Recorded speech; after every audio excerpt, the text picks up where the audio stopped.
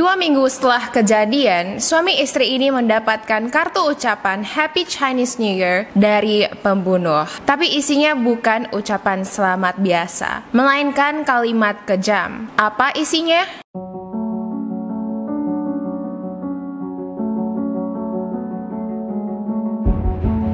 Hiya, welcome back to another episode of YouTube and Chills. Nama aku Yufi dan hari ini aku mau ngebahas tentang kisah pembunuhan yang kejam sekali yang terjadi di Singapura, tepatnya di Jalan Geylang Bahru. Cerita hari ini tragis banget ya, dan juga involve anak-anak. Jadi kalau kamu punya hati yang sedikit lemah gitu ya, maybe it's better to click off. But I promise you, di balik semua cerita ini ada banyak sekali konspirasi teori. Jadi kalau kamu penasaran, make sure to keep on watching. Di channel ini aku upload video misteri, horror, dan juga scam-scam. Jadi kalau kamu suka dengan topik tersebut, make sure untuk subscribe dan juga turn notification on biar kamu jadi pertama yang tahu pas video aku di-upload. Semoga video hari ini tuh nggak ada blur, audionya juga bagus, okay? Cause I'm trying, girl. I'm trying. Anyway, sekarang kita bakal mulai ceritanya. Buat kamu yang familiar dengan Singapura, mungkin ketika kamu dengar kata Geylang, kamu kepikiran kalau, oh, bukannya itu wilayah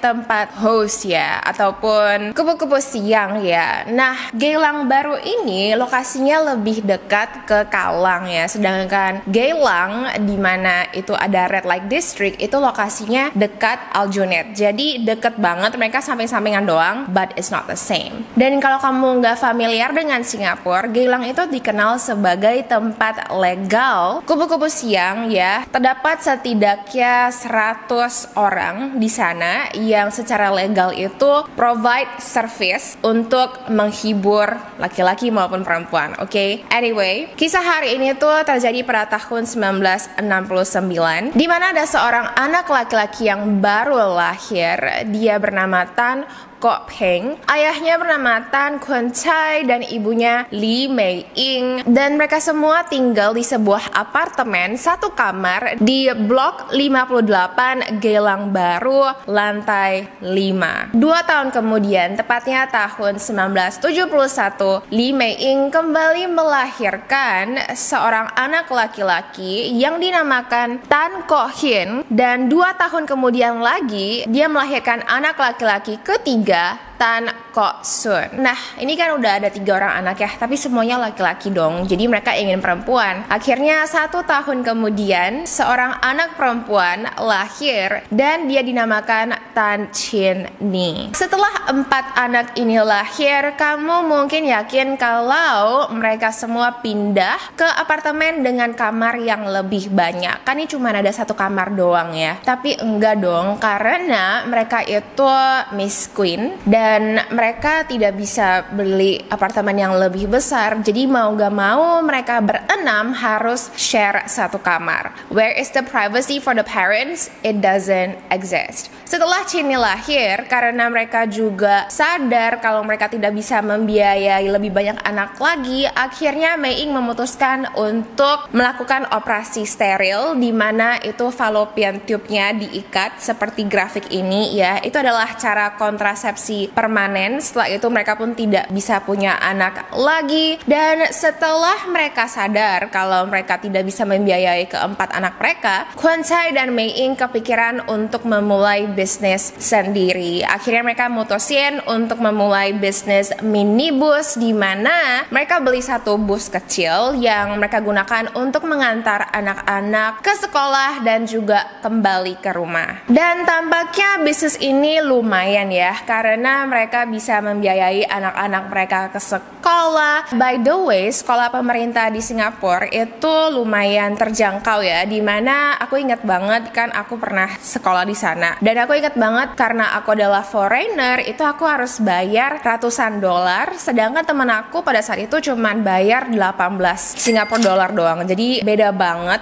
uang sekolah kita. But anyway, fast forward ke tahun 1979, pada saat itu anak paling tua mereka si Kok Peng sudah berusia 10 tahun, Kok Hin 8 tahun, dan Kok Sun 6 tahun. Mereka semua pergi ke sekolah yang sama ya, yaitu Bendemeer Road Primary School, sedangkan Chinny yang berusia 5 tahun itu masih sekolah TK, tepatnya di People's Association Kindergarten. Tepatnya pada tanggal 6 Januari 1979, ini adalah hari Sabtu ya. Di tahun 80-an, hari Sabtu itu anak-anak masih pergi ke sekolah. Jadi, ini adalah hari weekday biasa di mana anak-anak harus ke sekolah, dan pada jam 6:30 itu Kwon Chae yang pada saat itu sudah berusia 38 tahun, sedangkan Mei Ying 30 tahun, mereka berangkat kerja. Mereka mulai antar anak-anak ke sekolah, sedangkan keempat anak mereka itu sedang tidur. Pada jam 7:10 pagi, Mei Ying seperti biasa menelepon ke rumah. Dia mau make sure anak-anaknya itu sudah bangun dan sudah get ready untuk pergi ke sekolah. Tapi setelah dia telepon 3 kali, itu anak-anaknya nggak angkat telepon juga. Akhirnya dia pun menelepon tetangganya dan dia minta tolong kepada tetangganya, tolong dong cek di rumah aku, cek apakah anak-anak aku tuh sudah bangun gitu kan, mereka sekolah. Tetangganya pun pergi ke rumah mereka, tapi begitu tetangga ngebel dan juga ketok pintu, gak ada yang buka. Tetangga pun langsung telepon lagi kepada Mei Ying dan bilang kalau mungkin aja mereka udah ke sekolah kali, makanya mereka gak di rumah lagi gitu kan. Nah, Mei Ying pun merasa, you know what, make sense. Nah, dia pun kerja, dia antar anak-anak ke sekolah. Setelah itu pada jam 10 pagi, Kwon Chae dan Mei Ying kembali ke rumah. Tapi begitu mereka tiba di dalam rumah, mereka punya firasat yang gak enak banget. Tampaknya firasat mereka itu benar ya, karena begitu Mei Ying pergi ke kamar mandi, dia langsung jatuh ke lantai. Dia melihat di dalam kamar mandi itu anak-anaknya sudah ditumpuk-tumpuk dalam keadaan meninggal, mengenaskan, dan ada banyak sekali darah di lantai dan juga di sekujur tubuh mayat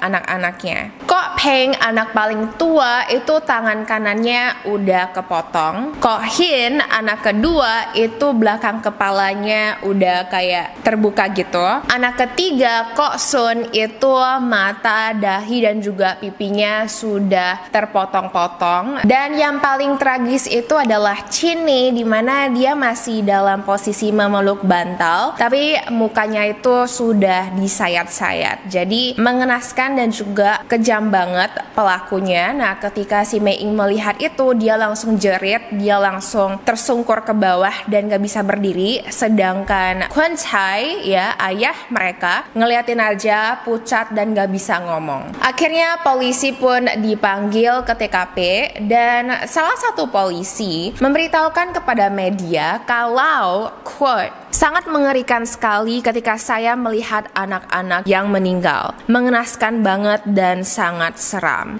End quote. 我们在现场，我记得等了差不多2个小时，警方发言人才跟我们讲说，一个陈氏夫妇啊，发现他4个小孩子被杀了。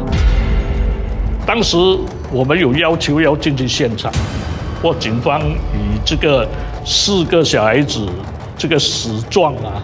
Polisi pun berusaha untuk mencari petunjuk dan barang bukti yang bisa mereka temukan. Apa yang mereka sadari adalah sebagai berikut. 1. Pembunuhnya tidak masuk secara paksa. Itu artinya korban mengenal pembunuh. 2. Tidak ada barang yang hilang ataupun diacak-acak, kecuali 2 pisau dapur. Satunya adalah pisau belati dan satunya lagi adalah pisau daging. Polisi yakin sekali kalau ini adalah 2 senjata yang digunakan untuk membunuh anak-anak tersebut, dan sampai hari ini 2 pisau itu tidak pernah ditemukan. 3. Pembunuh meninggalkan banyak sekali DNA di TKP ya, misalnya di tubuh korban, dan juga polisi yakin kalau dia sempat berusaha untuk membersihkan darah dari tubuh dan juga pakaiannya di wastafel dapur, tapi karena di tahun 1979 teknologi DNA itu nggak canggih, sayangnya they cannot do DNA test, so they cannot find ini tuh siapa pelakunya. Nah, sekarang kita bakal ngebahas kira-kira siapa sih ya yang tega membunuh keempat anak-anak yang aku yakin tuh nggak bersalah. What can they do that makes you want to murder all of them. Polisi menginterview 100 orang keluarga dan juga teman-teman terdekat Kwon Chae dan juga Mei Ying, tapi mereka tidak bisa mendapatkan informasi pembunuh. Menurut tetangga mereka, Yam Yin Tin, 68 tahun, dia tidak melihat orang aneh yang berjalan di daerah apartemen maupun masuk ke dalam apartemen keluarga ini gitu. Nah, by the way, karena marga keluarga mereka itu Tan, nanti kedepannya mungkin aku bakal refer mereka itu sebagai keluarga Tan, oke, FYI. Nah, jadi ibu-ibu tetangga ini ya ditanyain sama polisi karena dia itu kan sudah pensiun dan dia itu suka sekali duduk di luar rumah di koridor sambil lihat-liatin langit, lihat-liatin koridor apartemen, menghabiskan waktunya gitu. Tapi di pagi hari itu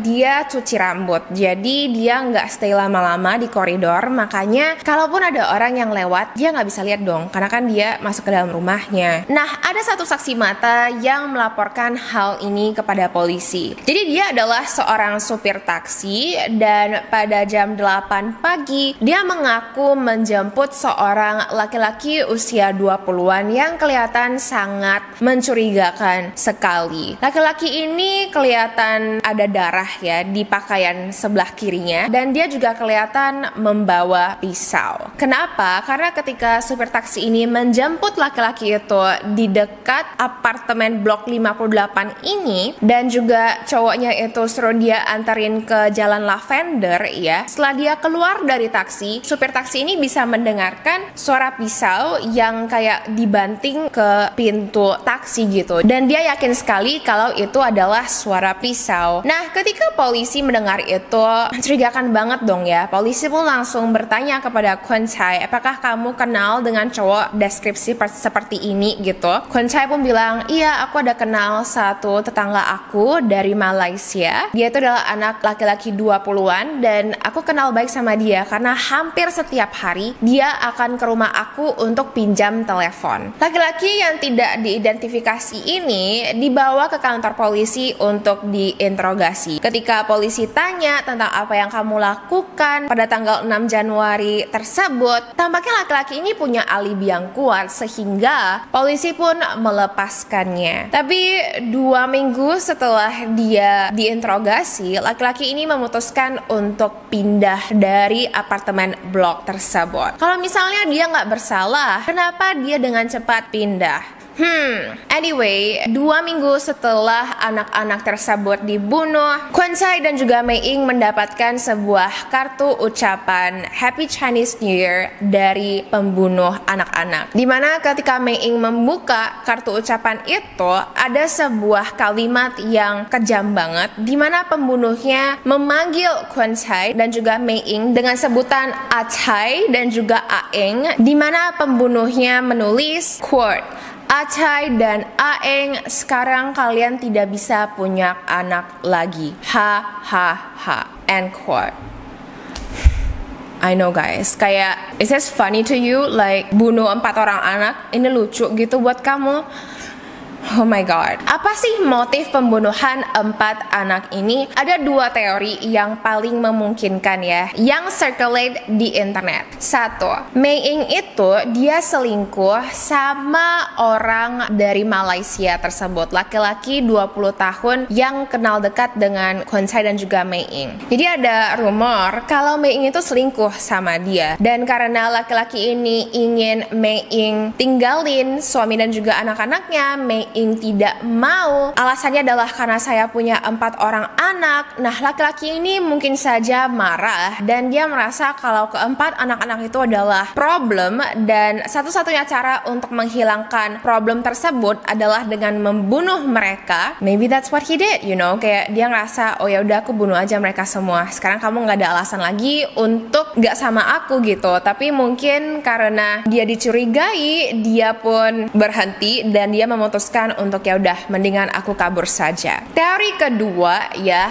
ini wild juga. Jadi ada orang yang bilang kalau salah satu saudara dari keluarga Tan ini itu nitip beli nomor lotre kepada Khun Chai dan juga Mei Ying. Jadi di Singapura itu lumayan populer ya untuk membeli lotre gitu. Mereka itu biasanya pakai nomor ya, mereka pilih nomornya. Dan suatu hari ketika saudara ini sadar kalau nomornya itu menang ya, dia tanya kepada Khun Chai dan juga Mei Ying, nomor aku nih menang, mana tiketnya, aku mau klaim gitu kan. Nah, Khun Chai dan juga Mei Ying bilang kepada saudara mereka kalau oh sorry, kita lupa beli nomor itu buat kamu. Nah, tapi nggak lama kemudian saudara mereka itu melihat, loh kok mereka bisa beli bus ini sih kalau memang mereka itu kan nggak punya uang, kenapa tiba-tiba bisa punya uang buat beli minibus ini gitu. Karena saudara tersebut yakin kalau dia itu dibohongin uangnya sama keluarga Tan karena dia dendam, akhirnya dia memutuskan untuk melenyapkan 4 anak-anak mereka. Nah, ini make sense juga sih ya. I mean, setelah kita lihat-lihat lagi, make sense in a way karena kan kalau misalnya kamu punya 4 orang anak gitu ya, dapat uang dari mana gitu buat beli busnya juga kan. Dan juga setelah kejadian ini ya, 4 anak mereka meninggal, Khun Chai dan juga Mei Ying langsung menjual minibus mereka dan memilih untuk bekerja di pabrik plastik. Setelah itu mereka juga pindah dari apartemen tersebut dan berusaha untuk move on. Kalau memang teori kedua ini benar, mungkin aja Khun Chai dan juga Mei Ying ngerasa guilty ya, karena tampaknya karena minibus ini keempat anak-anak kita meninggal, jadi karena kita ngerasa guilty banget, mending kita jual aja bus itu supaya bisa melupakan betapa guilty-nya kita gitu loh. I don't know, does that logical? Maybe. Tapi inilah 2 teori yang paling banyak didukung oleh netizen. Dan setelah keempat anak ini selesai diautopsi, mereka semua disemayamkan di Chua Chu Kang Cemetery, di mana mereka dikuburkan dengan pakaian terbagus mereka, tas sekolah mereka, dan juga mainan-mainan favorit mereka itu juga sekalian dikuburkan. Menurut media massa, Mei Ying sempat pingsan beberapa kali ketika dia melihat satu-satu anaknya dikuburkan. Nah, untungnya setelah kejadian ini semua, 4 tahun kemudian Mei Ying memutuskan untuk nge-reverse operasi sterilnya, dimana artinya dia bisa punya anak lagi dan gak lama kemudian dia melahirkan seorang anak laki-laki. Dan sampai hari ini sayangnya pembunuh keempat anak-anak tersebut belum ditangkap. Untuk mengakhiri kisah ini, pastinya dong ya, kita harus ngebahas tentang sisi paranormal dari cerita ini. Dan memang menurut tetangga apartemen keluarga Tan tersebut, di malam hari mereka sering sekali mendengar suara langkah kaki berlari. Oh my god, aku merinding guys. Dan juga ketawa yang datang dari dalam apartemen. Itu adalah suara tawa anak-anak gitu, seakan-akan keempat roh anak-anak itu bermain di dalam apartemen. Dan beberapa orang juga mengaku ketika mereka melihat ke dalam rumah dari jendela dapur luar ya, mereka bisa melihat keempat anak-anak tersebut menatap mereka kembali. I know guys, to be honest, aku sih percaya ya, logikanya aja gitu ya. Kalau misalnya kamu dibunuh secara mengenaskan, it makes sense you're gonna stay there, you know what I mean? Anyway, kamu percaya gak sih kalau rumah itu sekarang haunted? I don't know guys, like I'm scared. Like kamu mau bayar aku berapapun, aku nggak berani tinggal di sana, oke? Semalam aja nggak berani. Uji nyali, what is that? I'm not gonna do it, oke? Anyway, kamu berani nggak sih kalau misalnya kamu dibayar 100 juta? Apakah kamu berani untuk tinggal semalam di sana? Make sure untuk komen di bawah, oke? Anyway, thank you so much for watching. Thank you so much for subscribing and supporting this channel. I love you so much. Hari ini aku pakai lipstick dari Kiko ya. Ini tuh adalah lip pencil. I don't know if they still have this, tapi ini tuh nomor 304 and this is what it looks like. Dia tuh kayak mauve gitu. Dan juga di atasnya itu aku pakai Fenty Beauty lip gloss. Ini adalah Fussy as per usual, you know, it's my favorite. And next for my lashes, aku pakai Ahura Lash dan tipenya adalah Soul as usual. Soul is my favorite. Ini itu adalah best seller dari Ahura Lash. Jadi kalau kamu belum coba, make sure untuk cobain ya, karena ini tuh bisa dipakai 4 40 kali, dan itu magnetic. Cara pakainya tuh gampang banget. Kamu tinggal apply magnetic eyelinernya aja ya. This is what it looks like. Kayak just like that, and then you apply it, you leave it on for 2 minutes, and then you just stick the lashes. You're done, girl, in seconds, okay? Anyway, I will see you in my next video. Stay beautiful, stay handsome, stay kind, and have a beautiful day. Bye!